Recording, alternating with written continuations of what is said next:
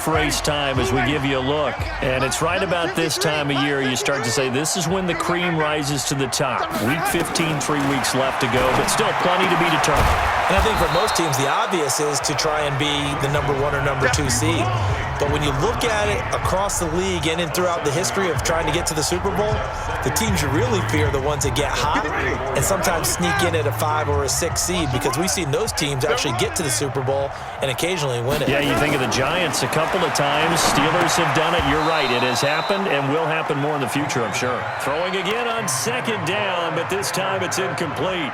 Well, the trials and tribulations of being a quarterback in this league, it's tough. It's got to be wearing on him out there. Well, he has been sacked a number of times. He had an interception, so I'm going to give him a skosh of credit for hanging in there and trying to make something happen, despite the amount of pressure he's been under this entire game. Third and short yardage, Winston. And he comes back with one complete. And he slips up past the 45 before being tackled. That one good for 13 and a Denver first down. And Brandon, from our time in college football, where receivers weren't running the traditional NFL route tree, one thing they did learn, find open areas, find soft spots, and set up and catch the ball. And I think we just saw that there. Yeah, we saw that indeed, picking up the first. Ready, flag, hey, watch the screen, watch the screen. Watch the screen, go. On first and 10, Winston. And nowhere to fit that football in. It's knocked away and incomplete. Another incompletion. You know, it's a wonder he's still moving around back there the number of times he's been sacked. Yeah, he's staying out there, isn't he? And you don't think about it much in a game like this, but he's showing incredible leadership. Still competing, still fighting, not taking himself out of a ball game that appears lost. Running from the shotgun with Madison. And across midfield he goes and into Bengal territory. Despite the blitz, they're still able to pick up a nice, solid gain. The disadvantage of blitzing often alters the normal spacing and run fits and leaves creases like they were able to exploit right there. A pass for Sutton is intercepted. Picked off at the 38. There he goes, right side. And he will score. Touchdown, Cincinnati. Defensively, they've had their way in this one. That pick six makes that scoreboard even more lopsided. I remember talking with a guy in the league, and I said, what do you do when the game's like this? You know, it's pretty much over. You ready to go to the bench and hang out? He said, oh, heck no. I want to stay on the field. I might get some stats. Might get a pick or two. You like being out there at the end of these wide margins. When they have to throw it, that gives you more opportunities to go get it.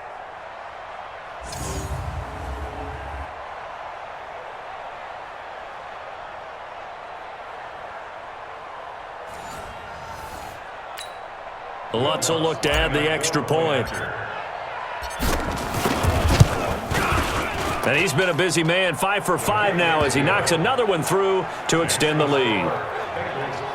A heck of a play there defensively, getting the interception.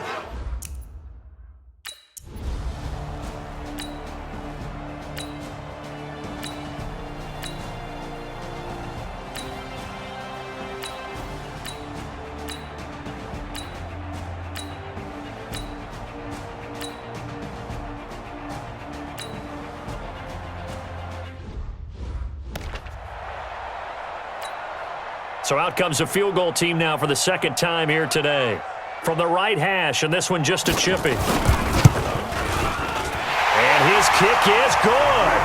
And now they'll just need 4 touchdowns as the deficit is now 28.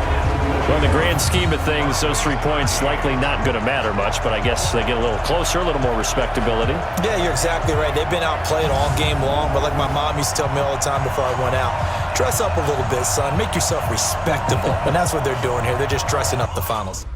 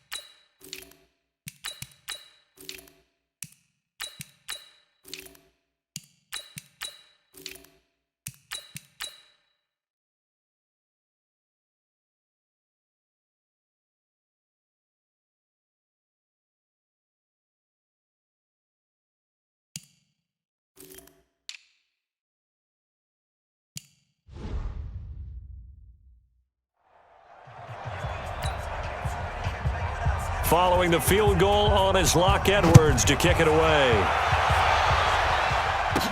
This will be taken to the back of the end zone. And he'll take this one near the 25, call it the 26-yard line.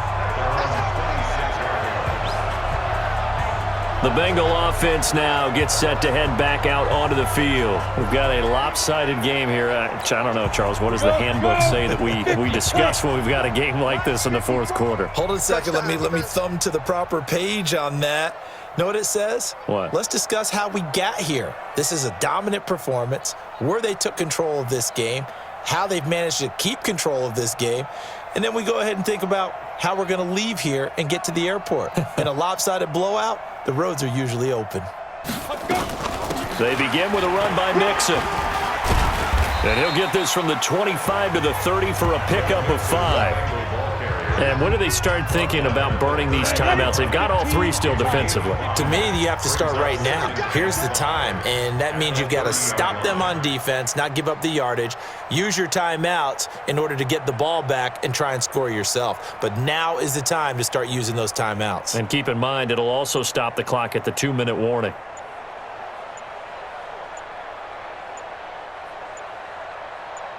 Get it. They'll stay on the ground. Mixon again. And able to get this one across the 45 before he's brought down. A Bengal first down on the 16-yard pickup there.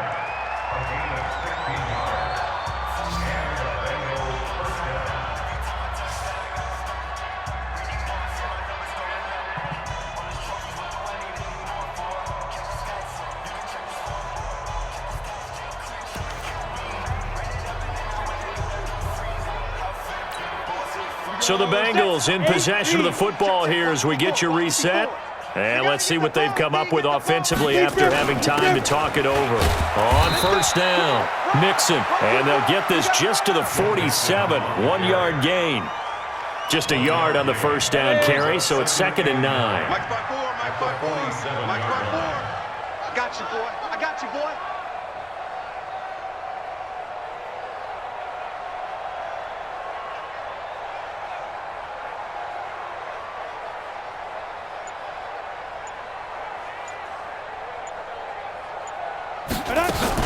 On 2nd down now, Mixon looking for a seam but finding none. He'll get back to the line of scrimmage, and that's it. Back-to-back stops make it 3rd and 10.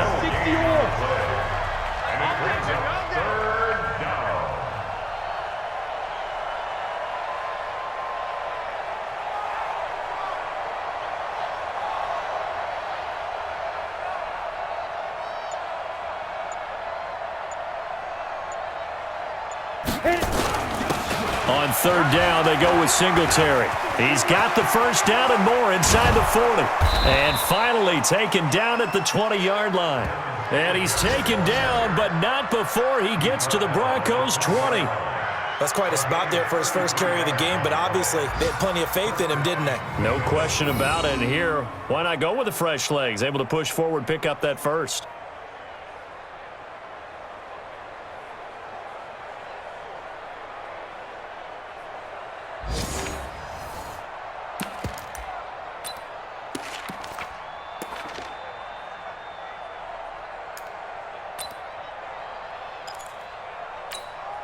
So a big play as it gets him all the way down to the 20 now for 1st and 10. Watch QB drop.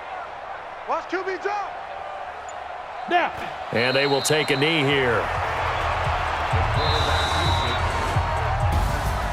Well, Charles, it's one thing to win. It's another thing to win and put up the amount of points that they did. Boy, were they clicking on offense. They can't help but feel great about themselves, can they? I mean, what a game to put up that number of points, continually feeling they're moving the ball and things are working and clicking. They think that they can bottle this and carry it with them. And as an offensive coordinator, you just don't think you can do anything wrong. Whatever you call, run, pass, it's all going to work. That's called being in the zone. So for the Bengals, it's a 10th win of the year now as they move to 10-4. And they will head back home next week. Meanwhile, for the Broncos, they fall to 8-6 with the loss. And they'll get a chance to redeem themselves at home next week. I'm Brandon Gaudin. Certainly have to thank Charles Davis, my broadcast partner, and our entire crew. We'll catch you next time right here. It's the NFL on EA Sports.